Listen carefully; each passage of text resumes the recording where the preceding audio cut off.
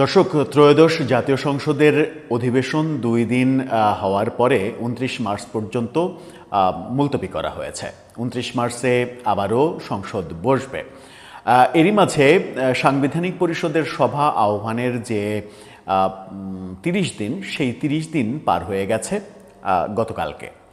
গতকালকে সংসদের প্রথম অধিবেশনের দ্বিতীয় দিনে বিরোধী দলের যে অবস্থান আমরা দেখেছি, বিরোধী দলের যে বক্তব্য দেওয়ার চেষ্টা দেখেছি, পক্ষান্তরে বিরোধী দলের আমিরের বিরোধী দলের নেতার বক্তব্যের প্রেক্ষাপটে সরকারি দলের স্বরাষ্ট্রমন্ত্রী সালাউদ্দিন আহমেদ যেভাবে সংবিধানের ব্যাখ্যা দিয়েছেন, তাতে করে বিরোধী দলের আর সংসদে এই ব্যাপারে কথা বলার কোনো স্কোপ থাকে না। সরকারি দলের পক্ষ থেকে স্পষ্ট বলা হয়েছে যে সাংবিধানিক পরিষদের সভা আহ্বানের কোনো এখতিয়ার রাষ্ট্রপতির নেই। যে রাষ্ট্রপতির ভাষণ বিরোধী দল শুনল না, ওয়াকআউট করলো, এবং ওয়াকআউট করার প্রেক্ষাপটে কি হলো সেগুলো আমরা দেখেছি। সেই রাষ্ট্রপতিকে দিয়েই সাংবিধানিক পরিষদের সভা আহ্বান তারা যখন চাইছে, তখন সংসদের বাইরেও সেটা ব্যাপক সমালোচনা হচ্ছে। এই যে সাংবিধানিক পরিষদের সভা আহ্বান করতে হবে, জুলাই সনদ বাস্তবায়ন করতে হবে, গণভোট মেনে নিতে হবে, এই যে দাবিগুলো, এবং না মানলে আমরা রাজপথে যাব, এই যে হুঙ্কারগুলো, গতকালকের একদিন আগেই আমরা দেখেছিলাম যে বিরোধী দলের পক্ষ থেকে বলা হয়েছে, 11 দলীয় জোটের পক্ষ থেকে বলা হয়েছে যে কালকেই হতে পারে আমাদের শেষ সংসদের দিন, এরপরে আমরা সংসদে আর নাও যেতে পারি। এই হুঙ্কারগুলো যেগুলো দেয়া হয়েছে, এখন শোনা যাচ্ছে এবং নানাভাবে আগের বিভিন্ন খবর বিশ্লেষণ করে এখন বোঝা যাচ্ছে, মনে হচ্ছে যে কথাগুলো চতুর্দিকে ছড়িয়ে পড়ছে, সেগুলো হচ্ছে আদতে বিরোধী দল এই সাংবিধানিক পরিষদের সভা আহ্বান, সাংবিধানিক পরিষদ গঠন, জুলাই সনদ বাস্তবায়ন, এগুলো যে কোনোটাই হবে না, এটা অনেক আগেই তারা টের পেয়েছে। এটা ভোটের রেজাল্টের পরেই তারা টের পেয়েছে, এমনকি ভোটের রেজাল্টের আগেই আসলে টের পেয়েছে তারা। আমরা যখন দেখেছি বেগম খালেদা জিয়ার মৃত্যুর পরে যখন তারেক রহমানের বাসায় গিয়েছিলেন জামাত আমির, সেই সময় যে জাতীয় সরকারের কথা বলেছিলেন তিনি সাংবাদিকদের, যে আমরা জিতলে জাতীয় সরকার গঠন করব, এবং বিএনপির প্রতিও আমরা আহ্বান জানিয়েছি আমরা যেন সবাই মিলে কাজ করতে পারি।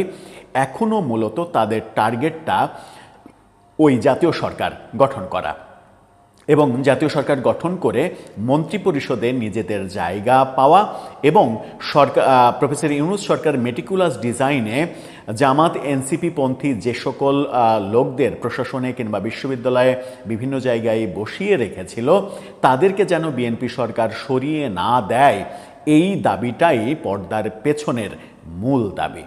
আসলে কি সত্য জামাত এনসিপি কি বিএনপির কাছে মন্ত্রিত্ব চাইছে? মন্ত্রিত্ব পেলে এই জুলাই সনদ বাস্তবায়ন যত দাবি রয়েছে, সেগুলো কি এক নিমিষেই উবে যাবে? চলুন একটু জেনে দেখি কোন প্রেক্ষাপটে এই কথা বলছি, কোন কোন কথা এই প্রেক্ষাপটে তৈরি হয়েছে। তাহলেই বুঝতে পারবেন আদতে তারা বিএনপির কাছ থেকে মন্ত্রিত্ব চাইছে নাকি অন্য কিছু। থাকবেন পলিটিক্স টিভির নিয়মিত আয়োজন। বলছিলাম যে সংসদের প্রথম অধিবেশনের প্রথম দিনই বিরোধী দল যেভাবে ওয়াকআউট করেছে এবং যে ভাষায় ওয়াকআউট করেছে, প্ল্যাকার্ড দেখিয়েছে, সেই প্ল্যাকার্ড দেখানোর ব্যাপারটা কেউই এটা মেনে নিতে পারেননি। এটা সংসদীয় রীতি না, এটা বলছেন বহুজন।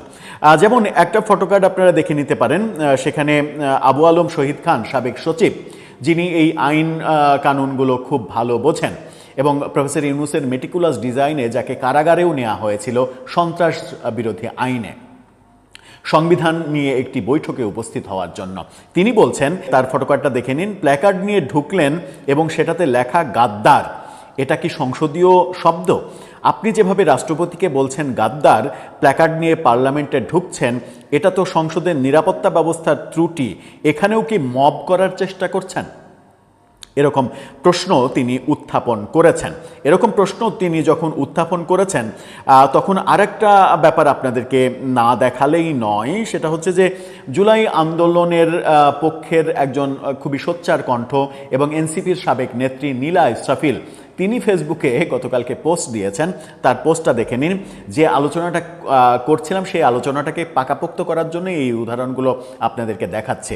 নিলয় শ্রীপিল বলছেন তার ফেসবুক পোস্টে, জুলাই সনদ আদেশ 2025 নয়, এর আড়ালে মন্ত্রিত্ব চাই জামাত এনসিপি, মানে ঐক্যমত্য সরকারের নামে ক্ষমতার ভাগ চায়, ক্ষমতার ভাগ না পেয়ে আন্দোলনের হুমকি দেয়।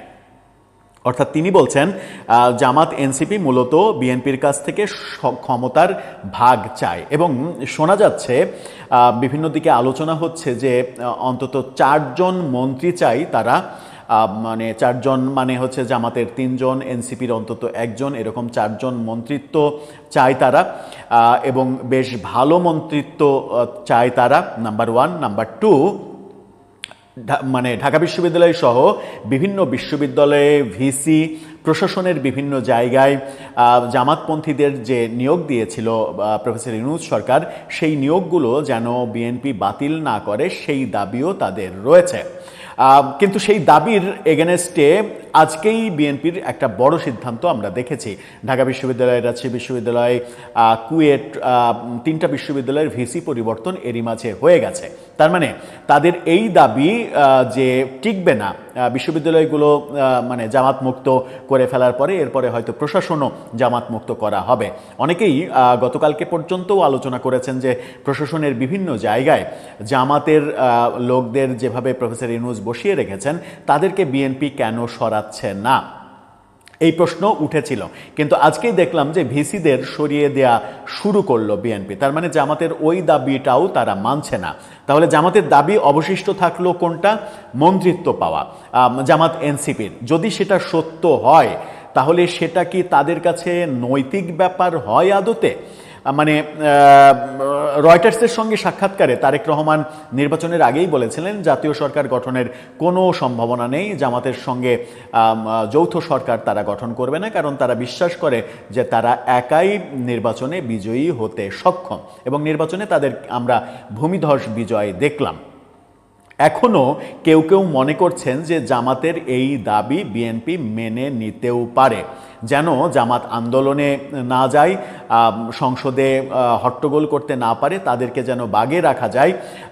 সেই কারণে জামাতের এই দাবিটা 2-1টা মন্ত্রিত্ব এটা দিতেও পারে বিএনপি। আবার অন্য যুক্তিও, মানে এর পক্ষে আরেকটা যুক্তিও আছে যে আওয়ামী লীগের আগমন ঠেকাতে, আওয়ামী লীগের উত্থান ঠেকাতে জামাতকে বাগে রাখা, জামাতকে হাতে রাখা, এনসিপিকে হাতে রাখা, এর কৌশল হিসেবে 2-1টা মন্ত্রিত্ব তাদেরকে দেয়া হতেও পারে। কিন্তু সেটা যদি দেয়া হয় তাহলে তো আওয়ামী লীগ সরকারের আমলে যে অভিযোগটা করা হয়েছিল যে মানে কি বলবো, যে ঘরের বিরোধী দল, অর্থাৎ গৃহপালিত বিরোধী দল, জাতীয় পার্টি যে বিরোধী দল থাকা সত্ত্বেও মন্ত্রিত্ব নিয়েছিল, সেই গৃহপালিত বিরোধী দলের থিওরিতেই তাহলে বিএনপি এগোবে। বিএনপি তো আগের ওই থিওরিকে সমালোচনা করেছে, তাহলে একই থিওরিতে তারা এগোবে কেন? আর এই যে কথাগুলো আলোচনা করছে যে তারা মন্ত্রিত্ব চায়, তারা জাতীয় সরকার চায়, তারা ঐক্যমতের সরকার চায়, এই তথ্য কোত্থেকে আমদানি হলো এবং এই আলোচনা কোত্থেকে আমি পেলাম, সেই প্রশ্ন তো আপনারা করতেই পারেন। ইত্তেফাকে 10 মার্চ একটা খুবই মজার প্রতিবেদন ছাপা হয়েছিল। 10 মার্চ ইত্তেফাকের এই শিরোনামটা আপনারা দেখে নিন। সরকারি দলীয় চিফ হুইপ এবং বিরোধী দলীয় চিফ হুইপ তারা একসঙ্গে তাদের দুজনের ছবি দিয়ে তারা নিউজটা করেছিল, ঐক্যমতের সরকার গঠনে সরকার ও বিরোধী দলীয় হুইপদের বৈঠক। অর্থাৎ বিরোধী দলের হুইপরা সরকারি দলের হুইপদের সঙ্গে বৈঠক করেছে এবং সেই বৈঠকে বিরোধী দলের কাছ থেকে প্রস্তাব এসেছে যে ঐক্যমতের সরকার যেন গঠন করা হয়। এই বৈঠকটা কিন্তু সংসদ বসার 2 দিন আগে হয়েছে। 12ই মার্চ সংসদ বসেছে, 10 মার্চ এই বৈঠকটা হয়েছে। তার মানে সংসদ বসার আগেই একটা সমঝোতা, মানে সমঝোতা অফার বিরোধী দলের পক্ষ থেকে দেয়া হয়েছিল, কিন্তু আমার মনে হয়েছে সরকারি দল সেটা অ্যাকসেপ্ট করেনি। এই প্রতিবেদনে কি বলা হয়েছিল? বলা হয়েছিল ঐক্যমতের সরকার প্রতিষ্ঠার লক্ষ্যে সরকারি দলের চিফ হুইপ, বিরোধী দলের সংসদ সদস্যদের মধ্যে একটি গুরুত্বপূর্ণ বৈঠক অনুষ্ঠিত হয়েছে। সচিবালয় থেকে এই তথ্য জানানো হয়েছিল। বৈঠকে বিরোধী দলের চিফ হুইপ নাহিদ ইসলামের নেতৃত্বে 3 সদস্যের প্রতিনিধি দল অংশগ্রহণ করে, সরকারি দলের চিফ হুইপের নেতৃত্বে তারাও অংশগ্রহণ করেছে।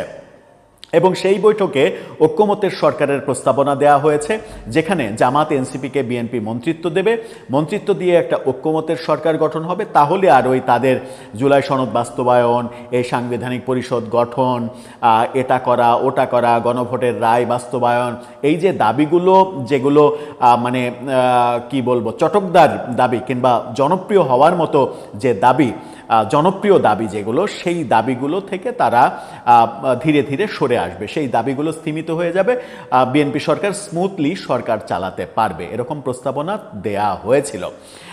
কিন্তু যখন সেই বৈঠকের 6 দিন পার হয়ে গেছে, অর্থাৎ গতকালকে যদি ধরি তাহলে 5 দিন পার হয়ে গিয়েছিল, সংসদের প্রথম অধিবেশনের প্রথম হাফ শেষ হয়ে গেছে, 29 মার্চ পর্যন্ত সংসদ মুলতবি ঘোষণা করা হয়েছে এবং বিরোধী দল তাদের যে দাবি, প্রথমে রাষ্ট্রপতির ভাষণ শুনবে না বলে ওয়াকআউট করা, তারপরে সাংবিধানিক পরিষদের সভা আহ্বান আজকের মধ্যে না করলে আর তারা সংসদে যোগ দেবে না, এই যে দাবিগুলো ছিল, এই দাবিগুলো মূলত সরকারি দলের উপরে প্রেশার ক্রিয়েট করা, যে তোমাদের সঙ্গে আগে 10 মার্চে যে কথা বলেছি কিংবা তারও আগে নির্বাচনের আগে যে আহ্বান জানিয়ে রেখেছি ঐক্যমত্যের সরকার কিংবা জাতীয় সরকার গঠনের জন্য, তোমরা রাজি হও, রাজি না হলে আমরা এই যে রাজপথে গেলাম বলে, আমরা আন্দোলন দানা বেঁধে তুললাম বলে, তাহলে তোমরা বিপদে পড়ে যাবে, আমরা যেন আন্দোলনে না যাই, আমাদের যেন আন্দোলনে যেতে না হয়, সেই কারণে তোমরা দাবিগুলো মেনে নাও। ব্যাপারটা কি সেই খেলাই চলছে? এবং চতুর্দিকে যে আলোচনা, আমার মনে হয়েছে যে সেই ব্যাপারটাই চলছে। বিরোধী দলের পক্ষ থেকে মূলত মন্ত্রিত্ব চাওয়া হচ্ছে। তাহলে ব্যাপারটা কি দাঁড়ালো? আন্দোলনের হুমকি, সংসদে ওয়াকআউট, সংসদে সাংবিধানিক পরিষদের সভা আহ্বান, ওই রাষ্ট্রপতিকে দিয়েই, যে রাষ্ট্রপতির ভাষণ না শুনে তারা ওয়াকআউট করেছিল, এই দাবিগুলো প্রকারান্তরে মূলত সরকারকে চাপে ফেলা, যে তোমাদেরকে যে প্রস্তাব দিয়েছিলাম সেই প্রস্তাবে হয় রাজি হও, না হলে আমরা আন্দোলনের মাঠে গেলাম। বিএনপি সরকার কোন পথে হাঁটবে? এবং জামাত এনসিপির কৌশলটা যদি এটাই হয়ে থাকে, তাহলে তাদের নৈতিক অবস্থান কি প্রশ্নবিদ্ধ হয় না? তারা কি তাদের নৈতিক জায়গায় থাকতে পারল? দর্শক, আপনার কাছে কোটি টাকার এই প্রশ্ন, উত্তর জানিয়ে লিখতে পারেন আমাদের